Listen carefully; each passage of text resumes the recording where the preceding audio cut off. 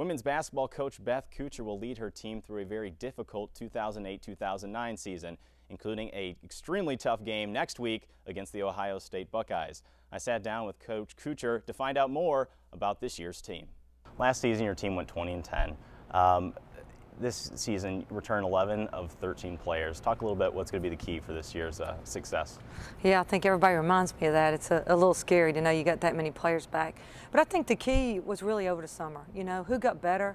You know, do we have some surprises? You know, because when you think about coming back with that team and everybody else in the league having pretty much their starters back, you know, you have to be ready. So I was real pleased with the summer. I've been pleased with practice. We do have some kids that have stepped up because I think you always have to have competition. So I thought that was the key, you know, and then our players that are every year do a good job, like your Lades and your Susans, they have to get better, you know, and that's happened, Corey, so I feel really good about us right now.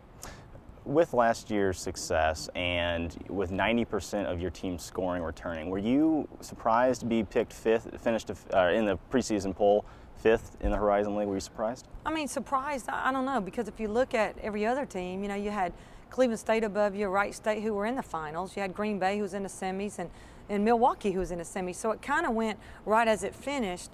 So I don't think we should have got an edge. You know, we didn't prove to get an edge in getting beat in the first round. But for us, I think you know, the poll being fifth just gives us something to build on. You know, to know, wow, we do have to prove ourselves, and we do need to get back up there in the top two. So I don't know if I was surprised, but I think it gives us some incentive. Talk a little bit about your new players. You got 3 true freshmen coming, and then 1 redshirt freshman. What have you seen so far from them? You know, I think as far as our 2 true freshmen, you know, Kaylee May right at Avon has so many skills. You know, she can shoot off the dribble. She does a good job of passing. You know, it's just a matter of learning the system, as most freshmen have. Devin, out of the lower part of state and Hanover, I mean, she's just been a breath of fresh air for us. You know, she's competing for a starting spot at the 1. You know, when you talk about having 11 kids back, you don't expect that. You know, over the summer, and when you sit there as a coach and just think about what it could be, you don't expect that it's going to be, you know, like a freshman coming in and fighting for a starting role at the point guard, which she is, and possibly will start when we go to Ohio State. It just depends on what happens from now to then. And then we have Jenny Ostrom, who was with us all year last year and now is redshirted and is able to play, and really excited about her. You know, she's improved a lot. She's gotten better on the block. So I think we can have some options now. Talking about our transfer, you know, she won't be playing this year, but she could possibly be one of the best players on the floor for us, and that's going to be a great advantage for us to practice against. You know, she can definitely hit step-back threes and get to the hole, so we will have somebody like that, which we'll compete against every day to practice against. You mentioned them earlier, Lade Akande and Susan Lester, both honored in the preseason as preseason all-league picks. Put yourself in the mind of another coach. Without giving too much away, how do you defend them? Well, you know, I think with Susan, in the past, you thought about stopping her outside shot. And with Lade, obviously, you got to bring some doubles. I think you try to keep Lade from catching it, because Lade can just do things that, you know, we can't even coach. You know, she just does them and amazes us. But the thing that they don't know about Susan is she has really worked hard on having a couple other threats other than the three-point shot. She has gotten very much better on the block and off the dribble. But, you know, that's what I would think. You know, I would, you know, when you're defending those 2, you got to know they're going to score at some point or another, but how do you make it tough? Even by probably denying Susan the ball.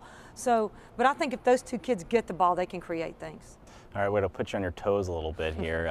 Call this full court press. Okay. Quick answers to these. Okay. Best coaching advice you ever received? Be patient. Patient. What would you want to do if you weren't coaching basketball? Sleep. What about a different occupation? What would I do if I wasn't coaching basketball? Probably keep the clock to stay involved. Skill that you can't teach but a player has to have in order for the team to win? Mental toughness. Okay. Can't teach it. And last, Coach, just maybe a goal for your team this season? Postseason. Postseason. Short and sweet. There That's what it is.